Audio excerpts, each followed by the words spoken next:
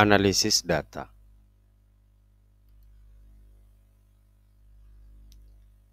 Pengertian data. Menurut KBBI, data adalah kata benda yang dimaknai sebagai keterangan yang benar dan nyata,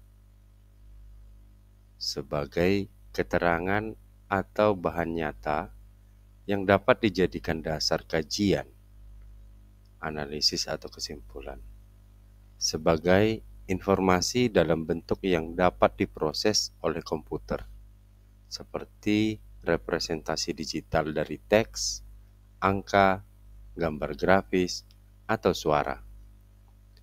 Kata data berasal dari bahasa Latin dan merupakan bentuk jamak. Bentuk tunggal dari data adalah datum. Namun dalam bahasa Indonesia kata data seringkali dipergunakan secara rancu untuk menunjukkan satu data tunggal maupun himpunan data. Data dapat dijumpai dalam kehidupan sehari-hari, baik di lingkungan keluarga, sekolah, tempat kerja, dan lain-lain. Sebagai contoh, data seorang ketua RT, yaitu himpunan data alamat warga 1 RT. 2. Data seorang peserta didik, himpunan data peserta didik penerima beasiswa. Himpunan data pengeluaran harian keluarga dalam 1 bulan, dan sebagainya. Dalam dunia digital saat ini, format data kian beragam, mulai dari data numerik, teks, suara, citra, video, dan sebagainya. Sumber data yang tersedia juga beragam. Sebagai contoh, dalam kehidupan sosial masyarakat, data banyak tersedia di media sosial, berita media massa, kamera digital yang terpasang di berbagai lokasi untuk memantau lalu lintas, dan sebagainya. Data saintifik didapat dari data penelitian di laboratorium, data simulasi berbagai eksperimen, data citra satelit, dan sebagainya. Dalam dunia bisnis, data diperoleh melalui berbagai data transaksi perdagangan barang dan jasa. Berlimpahnya format dan sumber data mengakibatkan jumlah data yang tersedia kian hari kian banyak. Dalam dunia komputer, satuan penyimpanan data dalam komputer dinyatakan dalam byte. 1 byte sama dengan 8 digit biner. Berkat dukungan teknologi penyimpanan data yang makin canggih, data yang pada awal mulanya kebanyakan berukuran kilobyte, kini sudah mencapai terabyte atau petabyte.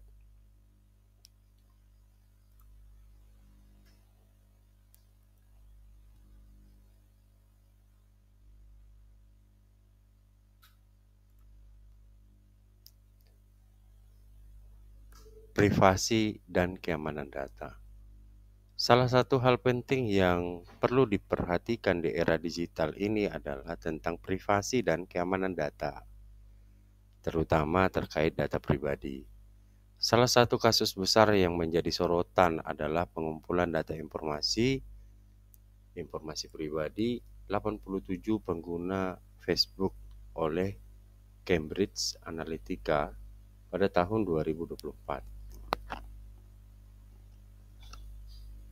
Data ini digunakan untuk mempengaruhi pandangan pemegang hak pilih sesuai keinginan politikus yang mengontrak Cambridge Analytica. Kebocoran ini memantik diskusi terbuka tentang standar etika berbagai organisasi terkait dengan penggunaan data untuk mencegah kebocoran data. Di Indonesia terdapat beberapa berita mengenai kebocoran data, baik itu data BPJS, data EKTP, maupun data konsumen aplikasi transportasi online.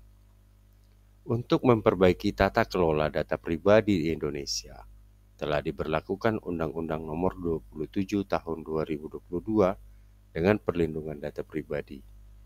Yang dimaksud dengan data pribadi dalam Undang-Undang PDP tersebut adalah data tentang orang persorangan yang teridentifikasi atau dapat diidentifikasi secara tersendiri atau dikombinasi dengan informasi lainnya, baik secara langsung maupun tidak langsung melalui sistem elektronik atau non-elektronik.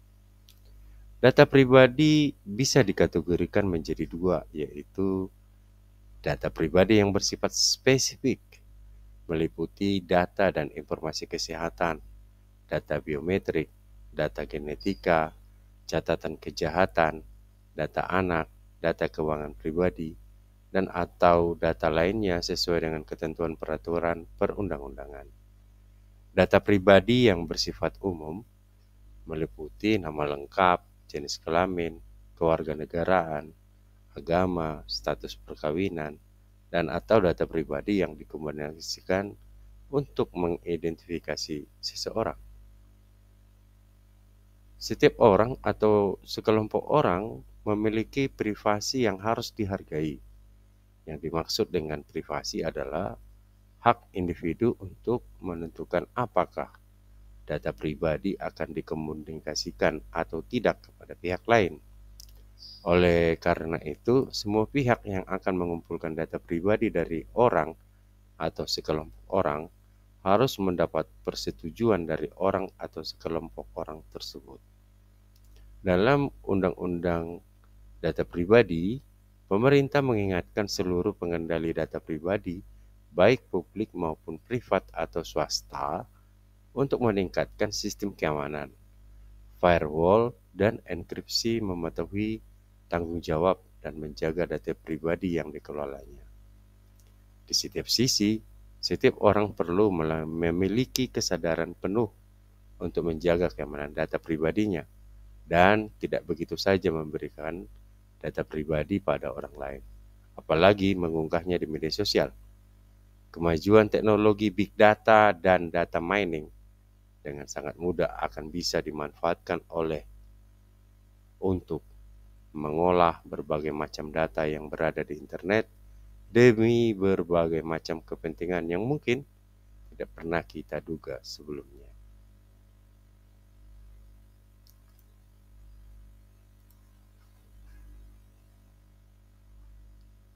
Analisa data.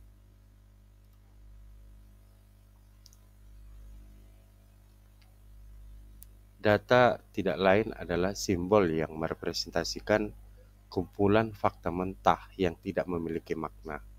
Sedangkan informasi adalah data yang telah diproses sehingga menjadi memiliki makna karena ada hubungan relasional antar data. Informasi menjawab pertanyaan mengenai what, where, when, dan who. Lebih lanjut lagi, data bisa menghasilkan pengetahuan yang bisa dipergunakan untuk menjawab pertanyaan.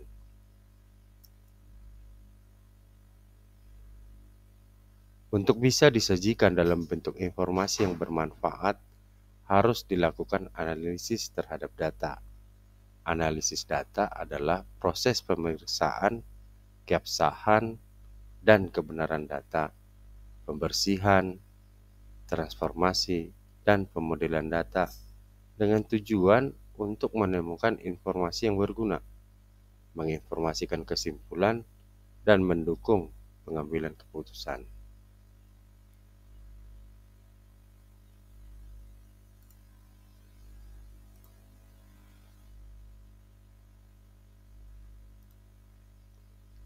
Menurut Code tahun 2021, analisis data dapat dikategorikan menjadi 4, yaitu yang pertama, deskriptif.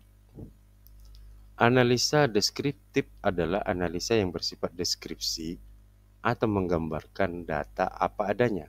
Contoh, wali kelas mencermati data presensi peserta didik dari tahun ke tahun.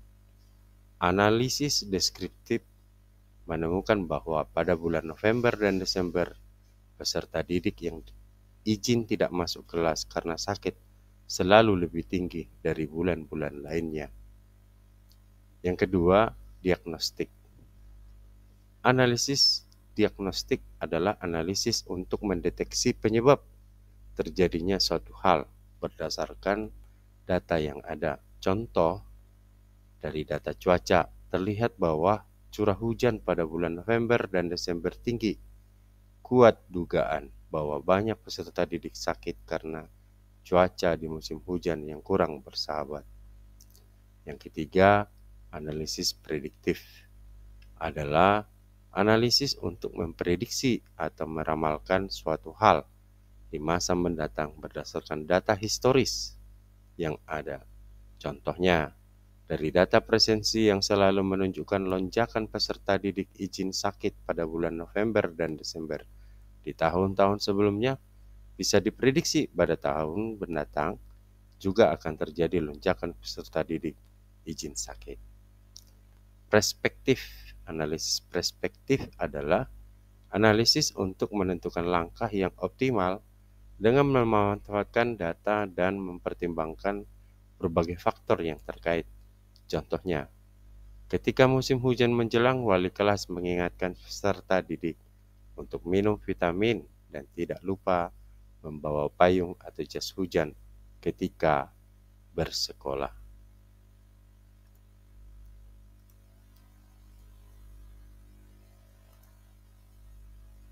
Siklus pengolahan data.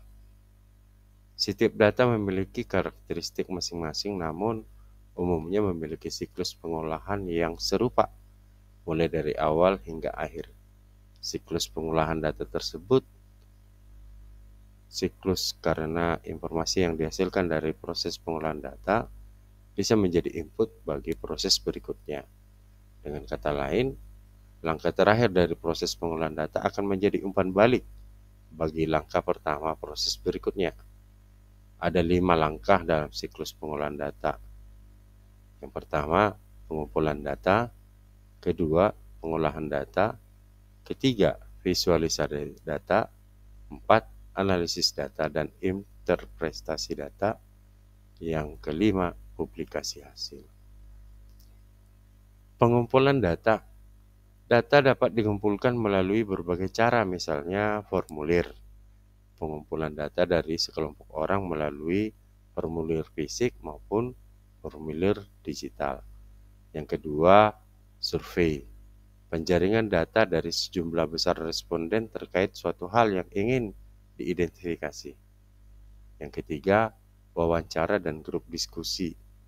Forum Focus Discussion Group. Focus Group Discussion.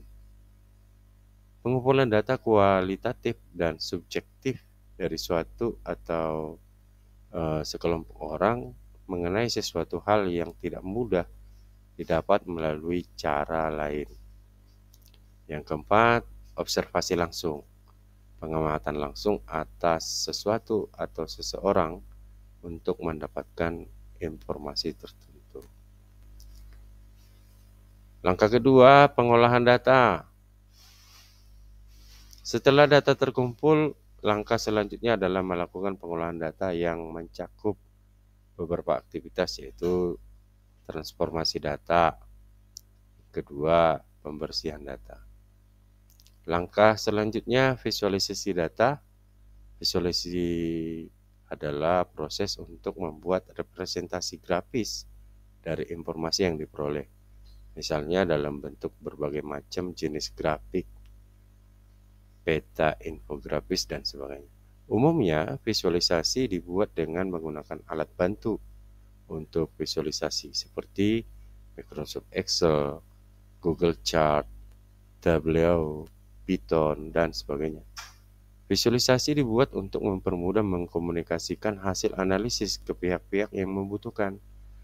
Bentuk visualisasi tergantung pada data yang diolah, serta cerita atau substansi informasi yang akan disampaikan. Langkah keempat, analisis dan interpretasi data. Analisis adalah proses untuk mendapatkan wawasan atau insight yang bermakna dari data mentah. Analisis data dan ilmuwan data dapat menggunakan berbagai perkakas dan strategi untuk melakukan analisis. Beberapa contoh metode yang sering digunakan adalah pemodelan statistik, algoritma, kecerdasan buatan, atau artificial intelligence.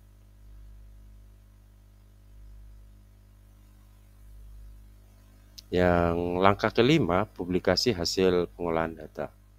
Hasil pengolahan data lengkap beserta analisis dan interpretasinya selanjutnya dipublikasikan kepada pihak-pihak terkait atau menjadi bahan diskusi yang dapat membantu pengambilan keputusan.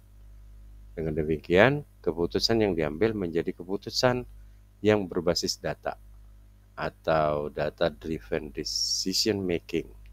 Harapannya, keputusan tersebut akan menghasilkan luaran dan membawa dampak yang lebih baik.